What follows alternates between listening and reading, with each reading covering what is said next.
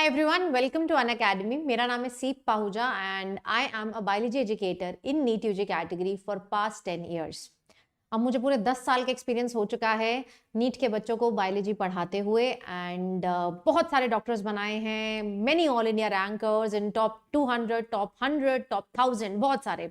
और हर साल जब मैं एक नए बच्चे से मिलती हूँ जो अभी 10th में है, जिसने कभी सपना देखा था कि यार मुझे भी डॉक्टर बनना है, उसका जोश देख के मुझे लगता है कि यार अगर इस बच्चे को करेक्ट गाइडेंस मिली ना तो वो भी बच्चा 18 लाख में से उस 1 लाख में आ सकता है जो बच्चे नीट क्रैक करेंगे। आप सोच रहे हैं इतना कम रेशो है?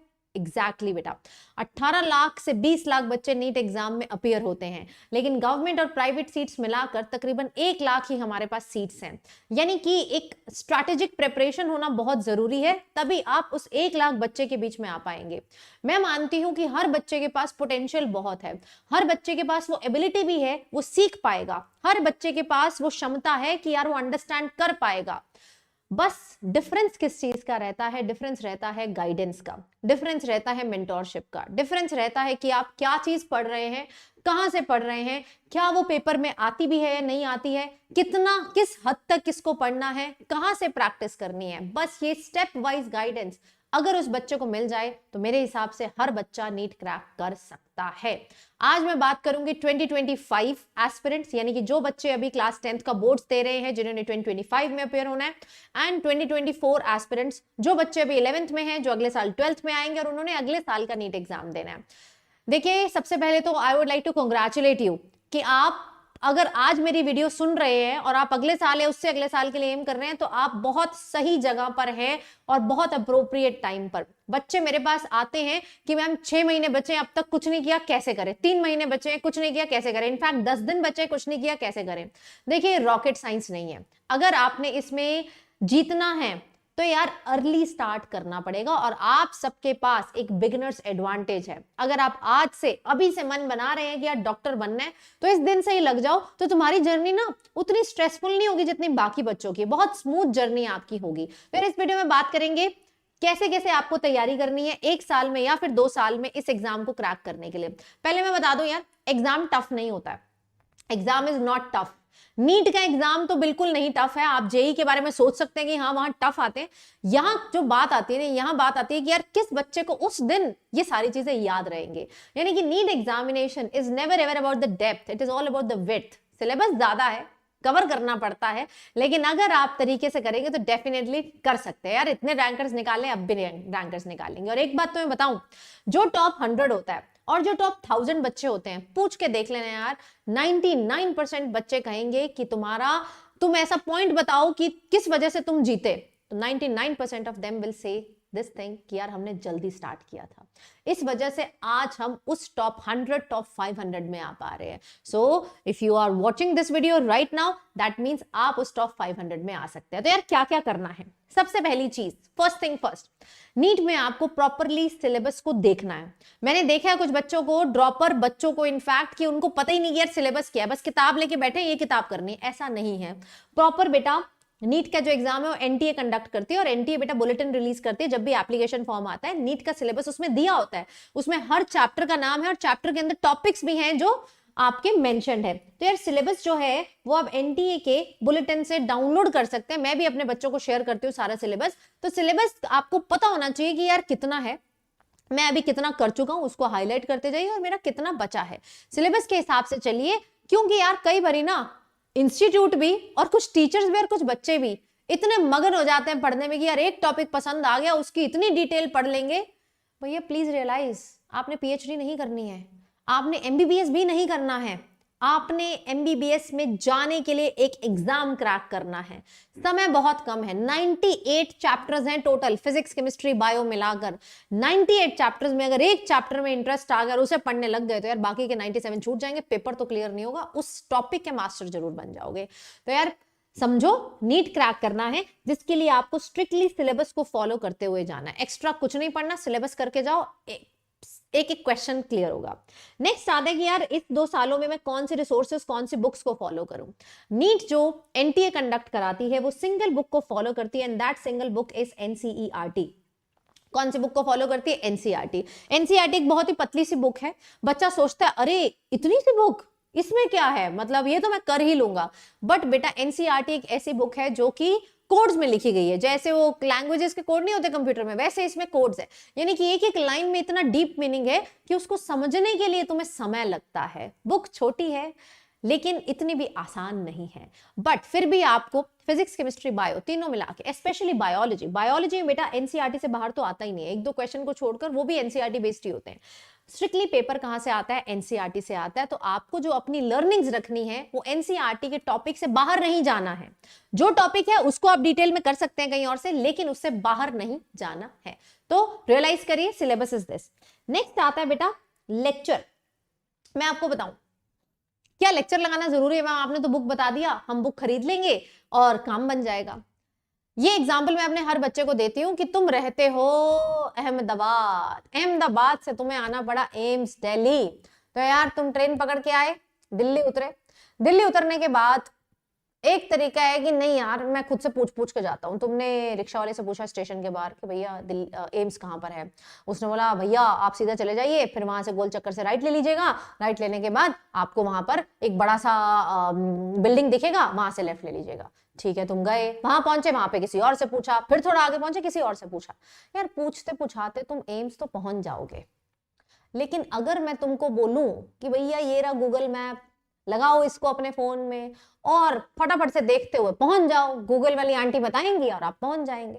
तो बस यही अंतर होता है एक गाइड का, एक टीचर का। ठीक है, तुम खुद से पढ़ के भी इतना रिसोर्स है कि तुम कर जाओगे, लेकिन जब पहुंचोगे ना अपनी मंजिल पे, या तो लेट हो जाओगे, ड्रॉप करना पड़ेगा, या फिर इतने थके हारे पहुंचोगे कि मन नहीं उठ जाएगा, फिर तुम बातें करते हो कि यार स्ट्रेस्ड हो गए, डिप्रेस्ड हो गया, नहीं हो पाया। एक आपको गाइड जरूर होना चाहिए जो आपको बताएगा कि यार this is the short way, यहां से जाएंगे, रास्ते में हम बहुत सारी जगह रुकेंगे, तुम्हारी एनर्जी कम नहीं होगी, तुमको जूस पिलाएंगे और फिर एम्स में पहुंचाएंगे।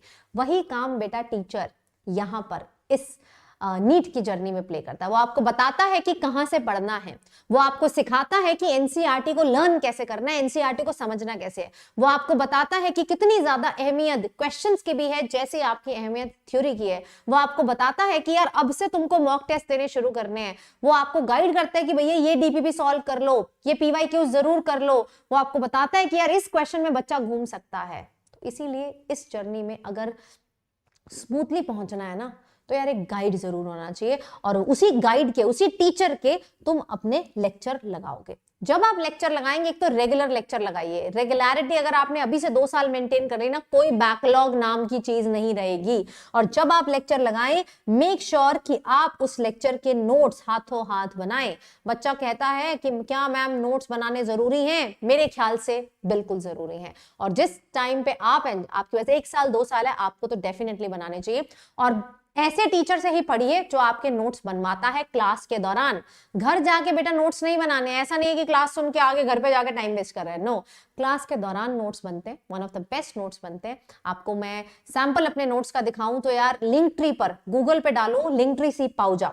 यस, बहुत ही सिंपल सी चीज बताती हूँ तुमको। अगर मेरे नोट्स और मेरे लेक्चर्स देखने हैं ना, so what you have to do, आपको सिर्फ गूगल पे जाना है और गूगल पे क्या डाल देना है, लिंक ट्री सी पाऊजा। आप बस इस पे क्लिक कर लो, लिंक ट्री सी पाऊजा पे गए, वहां पर क्लास 11th क्लास 12th के बेस्ट लेक्चर्स, उनके नोट्स अवेलेबल हैं। तो उस तरीके के बेटा आपके नोट्स बनने चाहिए, उसी टीचर को फॉलो कीजिए एंड यार पढ़ते जाइए, नोट्स बनाते जाओ, रिवाइज करते जाओ। Notes should be strictly NCERT based. Next चीज आती है, क्या सिर्फ थ्योरी पढ़ने से पेपर होता है? नहीं, साथ साथ में आपको डीपीपीज भी सॉल्व करनी पड़ती है, डेली प्रैक्टिस पेपर जैसे जो हम बच्चों के साथ शेयर करते हैं। कोई भी बुक से अगर आप करते हैं एनसीईआरटी बेस्ड है, तो यार आपको क्वेश्चन फॉर्म में आपको अपनी नॉलेज को अप्लाई करना जरूरी है, क्योंकि पेपर समझो बोर्ड्स की तरह नहीं है कि सब्जेक्टिव आ रहा है। हम पढ़ रहे हैं सब्जेक्टिव वे में, फ्लो चार्ट के वे में, डायग्राम के वे में, लेकिन पेपर आपसे मल्टीपल चॉइस पूछा जाएगा और उसकी प्रैक्टिस होना बहुत जरूरी है, तभी स्पीड बनती है, तभी आप 3 घंटे में वो 200 क्वेश्चन कर पाएंगे।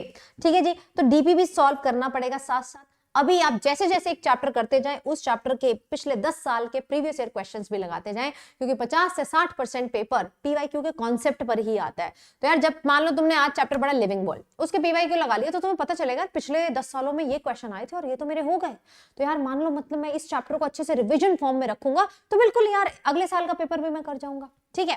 तो लेक्चर लगाना है, लेक्चर के नोट्स बनाने हैं, देन उन्हीं नोट्स को रिवाइज करना है, डीपीपी करनी है, पीवाईक्यू करना है। बच्चा क्या गलती करता है? बच्चा गलती करता है कि यार आज जो चैप्टर पढ़ा ना, बस ठीक है पेपर वाले दिन देखेंगे। बेटा हमारा ब्रेन आइंस्टाइन का ब्रेन नहीं है, नॉर्मल ह्यूमन का ब्रेन है।